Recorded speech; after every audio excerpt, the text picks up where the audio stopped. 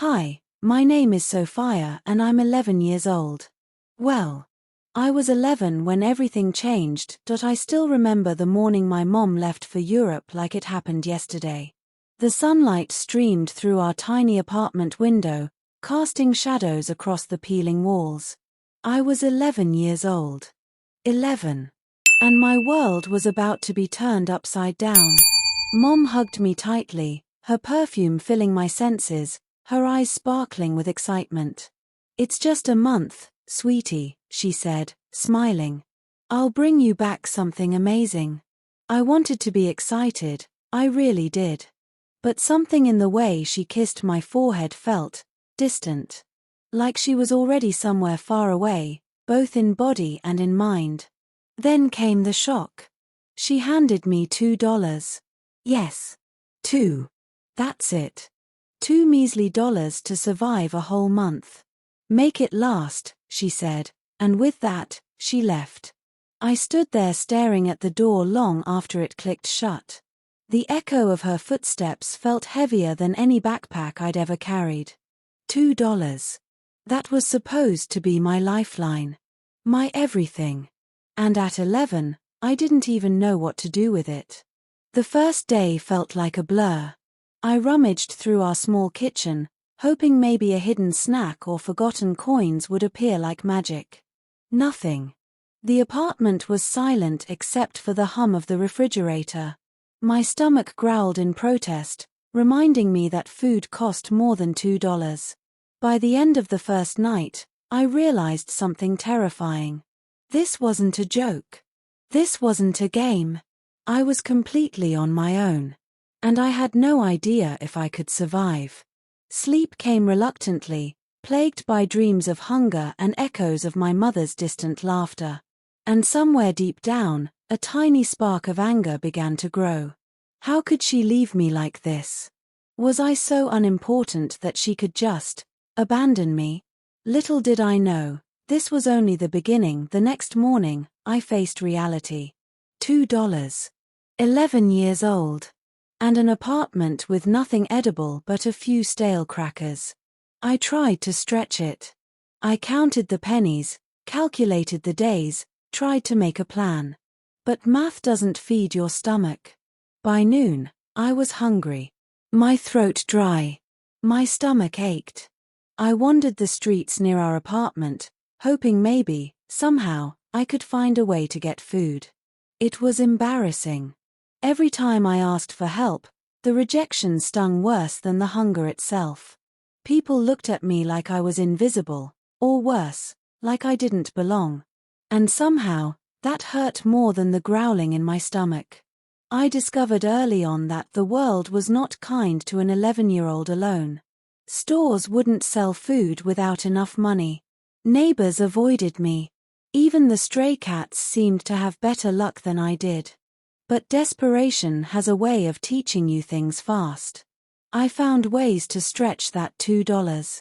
I learned to beg for scraps, to sneak a free sample at the corner store, to drink water from fountains. Every day was a battle.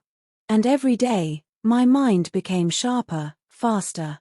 There were moments of shame, moments where I wanted to cry and give up. But something inside me refused. Maybe it was pride. Maybe it was anger. Or maybe it was the quiet voice that whispered, "One day, you'll make them pay for this." I was alone, but I was learning. And with every passing day, my anger at my mom grew, silently, quietly, like a storm forming in my chest. It wasn't just the $2 that hurt. It was what came after. Mom called a few times during the month. Her voice cheerful, happy, completely oblivious. "How's my little adventurer?" she asked, laughing. "Are you being good?" I swallowed my pride and lied. "I'm fine, Mom," I whispered. Inside, I was breaking. Every word, every laugh on the other side of the phone felt like a dagger.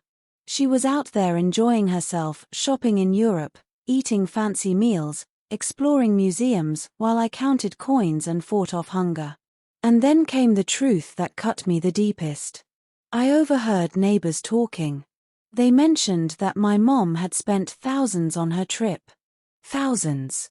And she left me with $2. I couldn't believe it. How could someone I loved so much, someone I trusted, treat me like that? The betrayal wasn't just in the money. It was in the message. I didn't matter. I wasn't worth her time, her care, her love. Anger and sadness collided inside me. Tears blurred my vision. I wanted to scream. I wanted to run to her and demand answers. But I couldn't. I was 11. And I was powerless, or so I thought. By the last week of her trip, something had changed in me. The fear was gone. Hunger was still there, yes, but it had transformed into focus. I began to plan. I thought about how I could make her see what she had done. Not just tell her, but show her. Make her feel the pain she had caused. I knew I couldn't fight her directly. I had no money, no power. But I had something stronger: intelligence, patience, and a mind that never gave up. I started small. I saved every bit of food I could find. I learned to manage tiny amounts of money with incredible precision. I observed her habits, her routines, her weaknesses. I started imagining a world where I could flip the script. Where I was no longer the helpless child left behind, but the one holding the cards. And in the quiet of that empty apartment, with only $2 in my pocket, I swore a silent oath. When they return, they will see what it feels like to be abandoned. Finally, the day came. I could hear the front door of the apartment open. The sound echoed like a gunshot in the empty halls of my childhood. Mom walked in, radiant from her European adventure, carrying shopping bags and souvenirs. Her smile was wide, completely unaware. "Guess who I met in Paris?" she exclaimed, talking a mile a minute. "And look at this scarf I got you, oh, and chocolate." I stood there, silent, watching her as she unpacked, her excitement filling the tiny apartment. She didn't see the changes in me immediately. The way I held myself differently, the way my eyes now burned with something more than hurt, they burned with purpose. And then came my moment. I didn't yell. I didn't cry. I didn't beg. I simply showed her the apartment as it was. The mess I had cleaned, the little systems I had made to survive, the empty shelves. I showed her the $2 still in my pocket, the money she had left me. Her face went pale. Shock. Confusion. Then guilt. She opened her mouth to speak, but I stopped her. "This is what you left me with," I said quietly. "This is what I lived on while you had fun." And in that moment, the power shifted. For the first time, she saw me. Really saw me. I didn't need to shout. I didn't need to scream. The months of struggle, the nights of hunger, the battles with fear, they were all my weapons. I spoke calmly but with fire.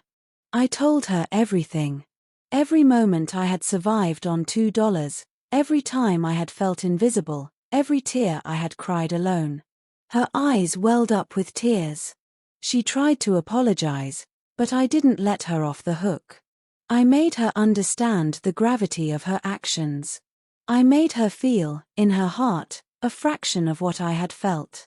And then came the revenge, not in the form of harm, but in power. I had grown. I had changed. The little girl she left behind was gone. I was no longer helpless. I was someone she couldn't ignore. Someone she couldn't leave behind ever again. That was my victory. That was my justice.